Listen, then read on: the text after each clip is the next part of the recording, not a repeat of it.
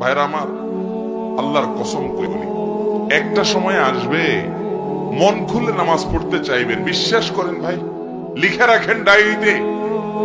আপনাকে যদি আল্লাহ হায়াতে বাঁচিয়ে রাখেন, যুবক ভাইয়েরা, তরুণ ভাইয়েরা, একটা বয়স আসবে মনে চাইবে একটু রবকে মন খুলে সেজদা দেই, একটু লম্বা করে রুকু করি। পারবেন না, অসুস্থ হয়ে যাবেন, রোগ বালায় ধরে ফেলবে। বাবারে, সে সময় আসবে না?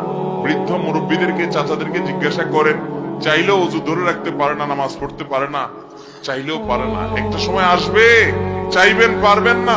নামাজটাকে সুন্দর করেন, সময় মতো পড়েন, অনেক রাকাত নামাজ পড়বেন, নফল নামাজ পড়বেন। এটার চেয়ে উত্তম হলো ফরজটা পড়লেন, মূল সুন্নত গুলাই পড়লেন, কিন্তু ধীরস্থিরতার সাথে পড়লেন। 10 রাকাত তাড়াহুড়ো করে পড়ার চাইতে 2 রাকাত আস্তে আস্তে পড়া অনেক বেশি